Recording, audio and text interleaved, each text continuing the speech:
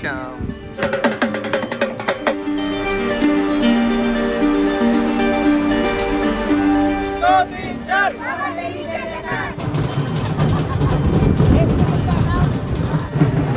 पांच पांडवों में से एक भीम के पोते थे खाटू श्याम जी। महाभारत में जो बर्बरिक थे वही कलयुग में खाटू श्याम।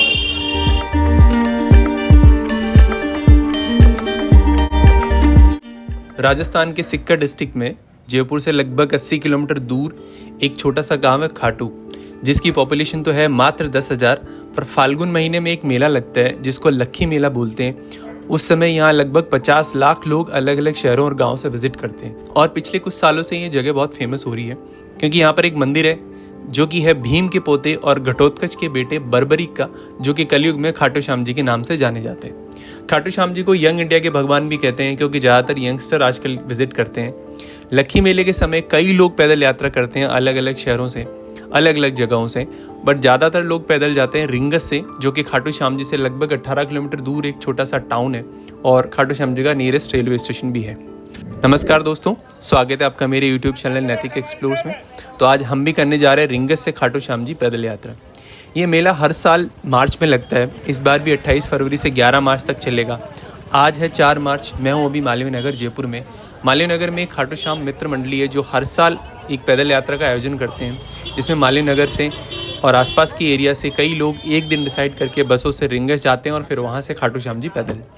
इस बार भी 3 बसेस हैं, लगभग 150 से ज़्यादा लोग हैं, तो काफ़ी बड़ा ग्रुप है। हम सब लोग एंजॉय करते हुए जाएंगे। तो चलिए करते हैं अपना सफ़र शुरू। आप भी बने रहिए हमारे साथ में इस यात्रा में। जय श्री श्याम।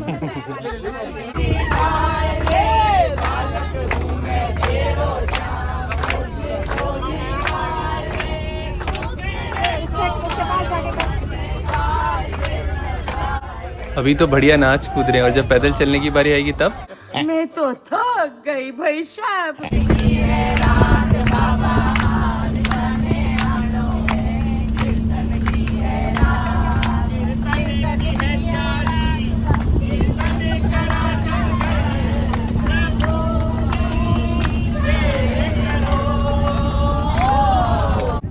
मैं पिछली साल भी पैदल यात्रा पे गया था, पर इस बार हम लोग टाइमलाइन के अकॉर्डिंग एकदम सही चल रहे हैं। अभी 10:30 बज रहे हैं, हम पहुंच गए रिंगस। ये है मील तिराया। वो जो बस जा रही है वो जयपुर से सिक्कर की तरफ जा रही है और ये रोड खाटू श्याम जी की तरफ जाता है। मंदिर से लगभग हम लोग 20 किलोमीटर दूर हैं। अभी यहाँ उतरते ही माहौल दिखने लगा है। मेन तिराहे से ये निशान और ध्वजा की दुकानें चालू हो जाती है। अभी ये मेले की शुरुआत ही है तो भीड़ भी ज़्यादा नहीं है और सबसे बड़ी बात है मौसम अच्छा लग रहा है। धूप नहीं लग रही है क्योंकि ठंडी हवा चल रही है। और देखते हैं दिन में कैसा मौसम रहता है। अगर ऐसा ही रहा तो अच्छा, यात्रा में मज़ा आएगा। ये है खाटू श्याम जी मोड़। वो जो दुकानें हैं उनके पीछे रिंगस रेलवे स्टेशन और इस तरफ है खाटू श्याम जी का रास्ता।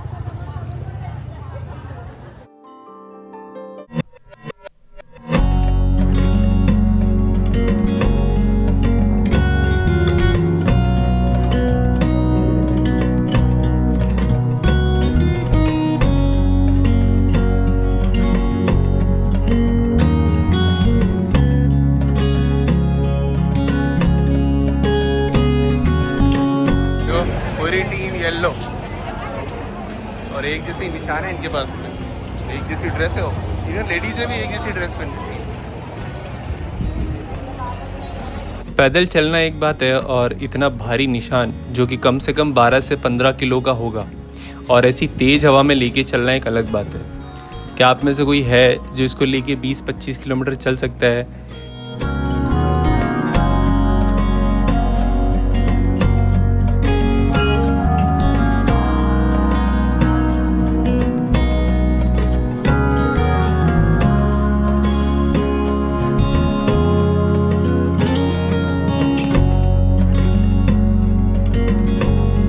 तो अगर बात करें कि खाटू श्याम जी कैसे पहुंच सकते हैं, तो सबसे पॉपुलर रूट जो है वो है रिंगस पहुंचो और रिंगस से पैदल जाओ। और अगर आप पैदल नहीं जाना चाहते तो डायरेक्ट खाटू के लिए बसेस हैं बहुत सारी जगह से, जयपुर से, दिल्ली से और भी शहरों से। उसके अलावा ट्रेन आती है यहाँ पे रिंगस में और रिंगस से आप टैक्सी से या बस से जा सकते हैं खाटू श्याम जी। और नियरेस्ट एयरपोर्ट है जयपुर जो यहाँ से 80 किलोमीटर है और दिल्ली लगभग 280 किलोमीटर।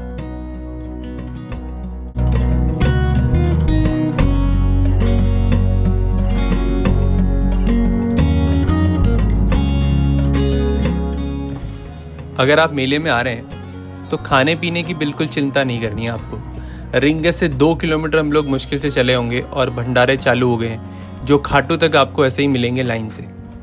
अगर आप असूलों वाले हैं कि दान धर्म का कुछ नहीं खाना चाहते हैं तो यहाँ पे आप दान कर दीजिए दान पेटी में, उसके बाद में खा लीजिए। और इनमें सब तरह की चीज़ें मिलती है, चाट पकौड़ी से लेके चाइनीज़, साउथ इंडियन हो या पूरी सब्जी हो, दाल चावल हो, रोटी सब्जी हो, दाल बाटी चूरमा, उसके बाद में भी डिज़र्ट है, उसके बाद चाय कॉफ़ी है, सब कुछ मिलता है इन भंडारों में। तो आपकी जहाँ मर्जी हो, जो पसंद हो, जितना मर्जी हो उतना खा सकते हैं।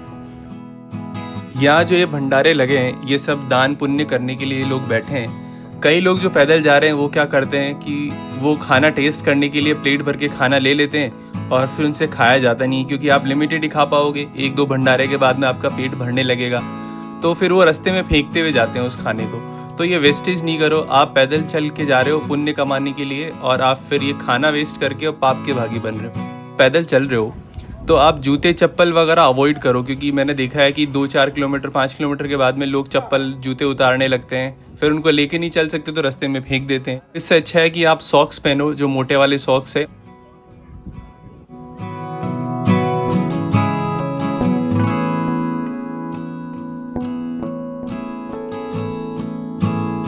अगर तो आपको थोड़ा बहुत भी वॉक करने की आदत है, जैसे कि 4-5 किलोमीटर डेली बेसिस पे, तब तो आपको ज़्यादा दिक्कत नहीं आएगी, आप रुक रुक के थोड़ा आराम से चल सकते हो। लेकिन अगर आपको चलने की बिल्कुल आदत नहीं है, या फिर आपका थोड़ा वेट ज़्यादा है, या फिर हो सकता है कि उस दिन धूप ज़्यादा है, तो फिर कुछ किलोमीटर चलने के बाद में थकान होने लगेगी। तब आप बाबा के ऐसे भक्तों की तरफ देखना जो इस तरह से दंडवत प्रणाम करते हुए चलते हैं और ये कई दिनों से इसी तरह से यात्रा कर रहे हो इस गर्म रेत में, तपती धूप में। तो इनका देखिए कि किस तरह का डेडिकेशन है। उसके बाद में आपको लगेगा कि मेरा सफ़र पैदल चलने का इनके मुकाबले कितना आसान है। तो बस ये मन में सोच के बोलना हारे के सहारे की जय और उठ के चल पड़े।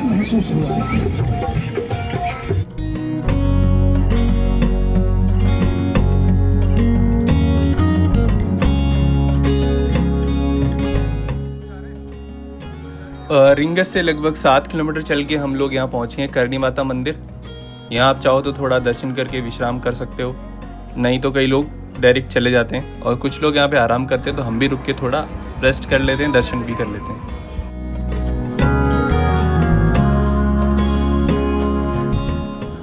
आपने सुना होगा कि खाटू श्याम जी को उनके भक्त कई नामों से बुलाते हैं, जैसे हारे के सहारे, 3 बाण के धारी, शीश के दानी। पर क्या आप ये जानते हैं कि इन नामों के पीछे की कहानी क्या है और इनका महाभारत से क्या कनेक्शन है? तो चलिए मैं बताता हूँ आपको खाटू श्याम जी की कहानी संक्षेप में। महाभारत में 5 पांडवों में से एक थे भीम। उनकी शादी हुई थी हिडिंबा से, जिनसे उनको एक बेटा था घटोत्कच, जो अपनी मर्जी से आकार घटा बढ़ा सकते थे और महाभारत में पांडवों की तरफ से लड़े थे। घटोत्कच के बेटे थे बर्बरिक। बर्बरिक भी बहुत पराक्रमी थे और उनकी माँ अहिलावती ने उनको युद्ध कौशल सिखाया था और उनकी माँ ने उनको 2 बातें सिखाई थी। एक, हमेशा हारे का सहारा बनना, दूसरा, कोई दान मांगे तो पीछे नहीं हटना। बर्बरिक के गुरु थे खुद कृष्ण भगवान। उन्होंने बर्बरिक को महादेव की तपस्या के लिए बोला और उससे उनको 3 अभेद बाण मिले, इसीलिए उनको 3 बाण के धारी कहते हैं। उनके बाणों की शक्ति ऐसी थी कि वो 3 बाण से सबको नष्ट कर सकते थे और वो बाण वापस उनके पास लौट के आ जाते। जब महाभारत में लड़ने की बात आई तो बर्बरिक अपनी माँ की बात को याद करते हुए जो पक्ष हार रहा है उसकी तरफ से लड़ने का निश्चय करते हैं और अपने नीले घोड़े पर सवार होकर कुरुक्षेत्र की तरफ निकल जाते हैं। कृष्ण जी को ये बात पता लगी तो वो एक ब्राह्मण का रूप लेके बर्बरिक से मिलने जाते हैं। पहले तो उनकी परीक्षा लेते हैं, ये देखने के लिए उनके बाणों में कितनी शक्ति है। तो एक पेड़ के सभी पत्तों को चिन्हित करने के लिए बोलते हैं और उसी टाइम एक पत्ता तोड़ के चुपके से अपने पैर के नीचे छुपा लेते हैं। बर्बरिक के बाण चलाने के बाद में कृष्ण जी ने देखा उनके पैर के नीचे जो पत्ता था वो भी चिन्हित हो गया था। तो कृष्ण जी को यकीन हो गया कि बर्बरिक के पास में बहुत शक्ति है और इनको लड़ने से रोकना हुआ किसी भी तरह से, क्योंकि ये लड़ने जा रहे हैं जो पक्ष हार रहा है और उस टाइम कौरव हार रहे थे। तो कृष्ण जी ने बर्बरिक से एक वचन मांगा और उस वचन में उन्होंने उनका शीश मांग लिया। तो बर्बरिक माँ की शिक्षा की वजह से मना नहीं कर पाए। बर्बरिक ने ब्राह्मण को अपने असली स्वरूप में आने की कामना करी तो कृष्ण जी अपने असली स्वरूप में आए और बर्बरिक ने उसके बाद में शीश का दान दिया, इसीलिए उनको शीश के दानी कहते हैं। फिर बर्बरिक ने महाभारत युद्ध देखने की इच्छा जताई तो कृष्ण जी ने उनका शीश एक पर्वत पे रखा और वहां से उन्होंने पूरा महाभारत देखा। महाभारत खत्म होने के बाद में उनके शीश को सरस्वती नदी में बहा दिया गया। जो खाटू श्याम जी में निकला और यहाँ उनका मंदिर बना और उनके शीश की पूजा होती है। धड़ की पूजा हरियाणा के हिसार जिले के शादवा गांव में होती है। तो ये थी खाटू श्याम जी की कहानी छोटी सी। अगर खाटू श्याम जी की पूरी कहानी जाननी है तो इसी चैनल पे 6 मिनट का एक वीडियो है, आई बटन पे क्लिक करके वो वीडियो देख सकते हो।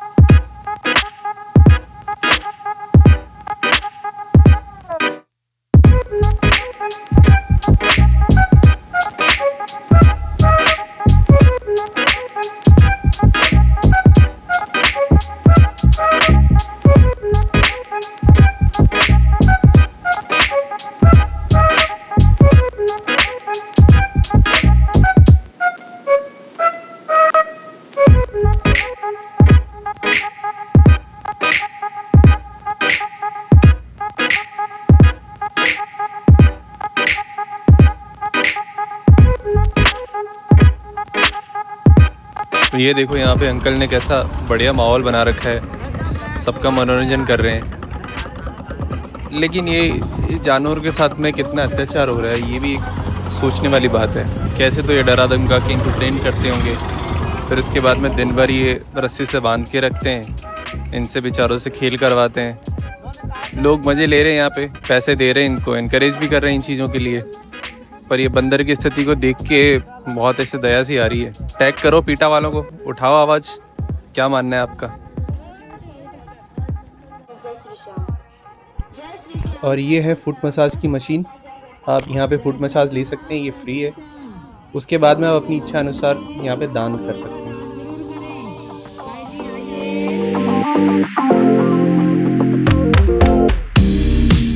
हम बिहार से इसमें एक किसान अगर खा लिए हमारे राधे राधे बोलिएगा आपको भी हो गया, हमारा भी हो गया। तो ये भैया है बिहार से इतनी दूर आए हैं और इन्होंने भंडारा लगा रखा है अपनी क्षमता के हिसाब से, जो भी ये लोगों को खिला सकते हैं। और साथ में ये भी समझा रहे हैं कि एक जगह रुक के पेट भर के खाना मत खाओ, बल्कि सबसे थोड़ा थोड़ा प्रसाद लो, ताकि जो लोग भंडारा लगा रहे हैं सबको पुण्य मिले।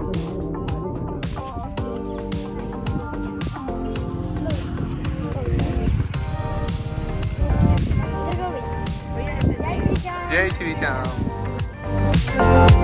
तो हम लोग लगभग 13 किलोमीटर चल चुके हैं और अभी तक कुछ ज़्यादा थकान फील हो नहीं रही है, क्योंकि मौसम अच्छा है और ठंडी हवा भी चल रही है, तो ज़्यादा गर्मी लग नहीं रही है।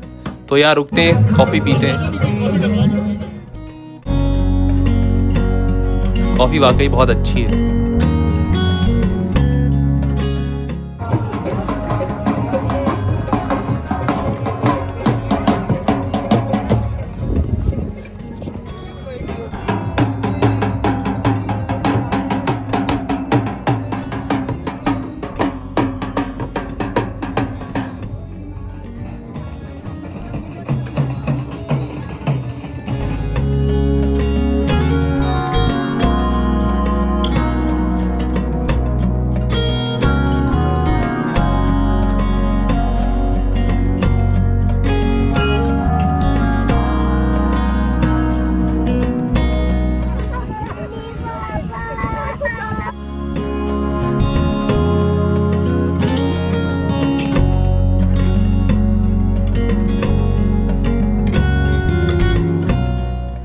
ये एक पुराने प्लेन का इन्होंने यहाँ पे रेस्टोरेंट बना रखा है।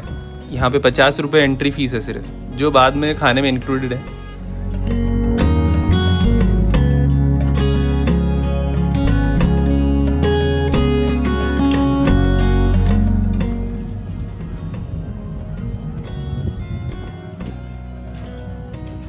तो हम खाटू के लगभग नज़दीक पहुँच चुके हैं। ये रेस्टोरेंट है और ये डायमंड वाटर पार्क है। ये खाटू से थोड़ी दूर है, तो अब ज़्यादा रास्ता हमारा बचा नहीं है। जय श्री श्याम, जय श्री श्याम, जय श्री श्याम, जय श्री श्याम, जय श्री श्याम। जय श्री श्याम। जय जयकार। बाबा तेरी जय जयकार। बाबा तेरी जय जयकार। बाबा तेरी जय जयकार। 1 2 3 4 बाबा तेरी जय जयकार। 1 2 3 4 बाबा तेरी जय जयकार। 1 2 3 4। तो फाइनली हम कर चुके हैं खाटू में एंटर और अभी समय हो रहा है 6:15। तो लगभग 6 घंटे लगे हमें इतना चलने में, जबकि हम काफ़ी धीरे धीरे चल रहे हैं। साथ में और भी लोग हैं, आंटियाँ भी है, तो चलने में स्पीड थोड़ी कम हो जाती है। सामने तोरण द्वार दिख रहा है, ये ऑफिशियल एंट्री है। इसके आगे 2-3 किलोमीटर पैदल चलना हो।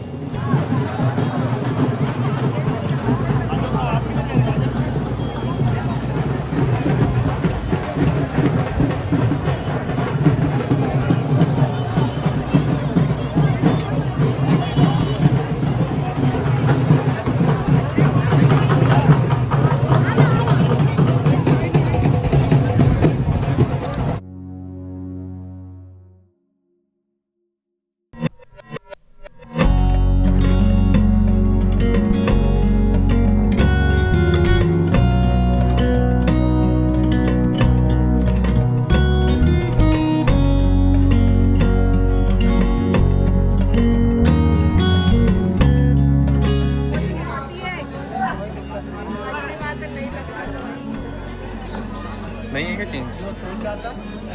बोल रही है वो फट रहा है। अच्छा ठीक।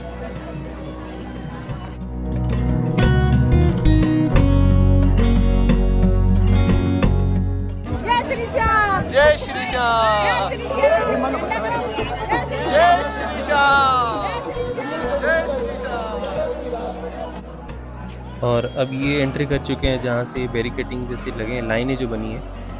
और यहाँ से लगभग 400 से 500 मीटर होगा मंदिर मुश्किल से, पर फिर भी वो बाहर वाला चक्कर बच गया ना। 3-4 किलोमीटर तो अपने बच गए उसमें। हाँ, तो वैसे तो मैं यहाँ मंदिर में कई बार आ चुका हूँ, लेकिन जब पैदल चल के आते हैं इतने लंबे इंतज़ार के बाद में, तो जब मंदिर का एंट्री गेट दिखता है तो उसकी अलग ही खुशी होती है। कितना बढ़िया डेकोरेशन हो रखा है ना आंटी।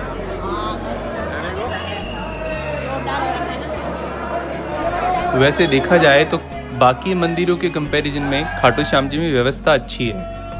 एक तो यहाँ पे जगह काफ़ी है, तो 5-6 लाइनें साथ में चल सकती है। और उसके बाद में है कि यहाँ पे सीधा चलना है, कहीं पे भी मुड़ना नहीं है। तो यहाँ से सीधी लाइनें चल रही है, उसके बाद में दर्शन करने के बाद में भी सीधा सीधा बाहर निकल जाओ, तो भीड़ चलती रहती है। अब आप देखो 5000 विजिटर आते हैं डेली नॉर्मल डेज में, और वहाँ से 5 लाख डेली तक पहुँच जाते हैं इस लक्खी मेले में, और फिर भी आराम से दर्शन हो रहे हैं। इसका मतलब कि मैनेजमेंट काफ़ी अच्छा है।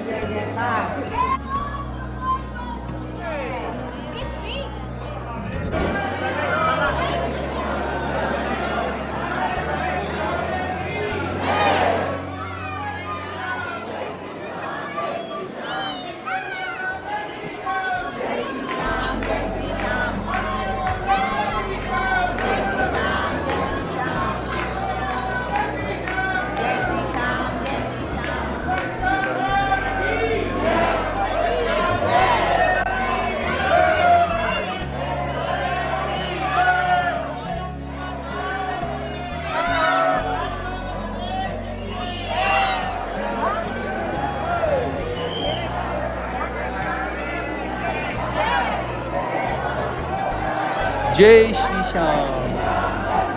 बोलो हारे के सहारे की जय, शीश के दानी की, तीन बाण धारी की।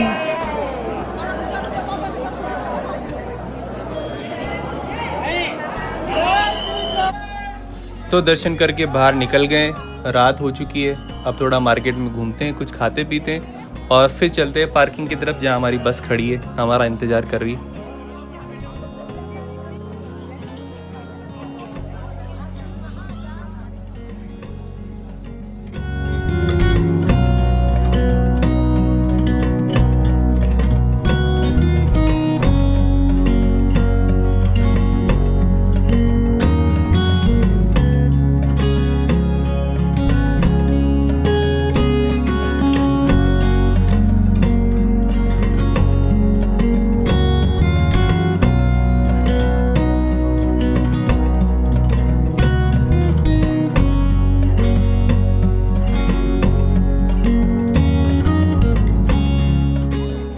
खाने पीने का तो यहाँ कुछ मिल नहीं रहा है अभी तो चाय बिस्किट खा के ही काम चला लेते हैं।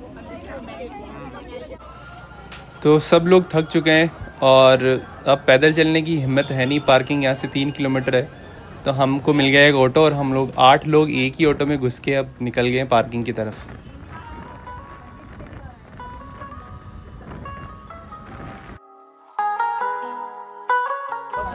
तो हम पहुँच चुके हैं बस में।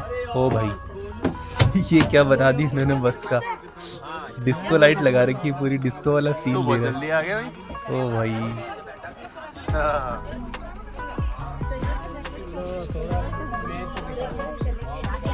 आज 4 मार्च को है India versus New Zealand champions trophy का फाइनल।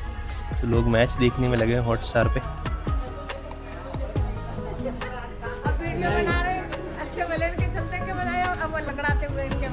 तो हम घूम फिर के वापस घर आ गए। कैसा लगा आपको ये वीडियो? हमें तो खूब मज़ा आया, खूब इन्जॉय किया। अगर आपने भी कभी खाटू श्याम जी के दर्शन किए हैं तो अपना एक्सपीरियंस ज़रूर शेयर करिएगा। वीडियो को लाइक कर देना, चैनल को सब्सक्राइब कर लेना। और भी अच्छे अच्छे व्लॉग आने वाले हैं। नेक्स्ट व्लॉग होगा उदयपुर का, तो देखना मत भूलिएगा। Thanks for watching. जय श्री श्याम, गुड नाइट। मिलते हैं नेक्स्ट व्लॉग में।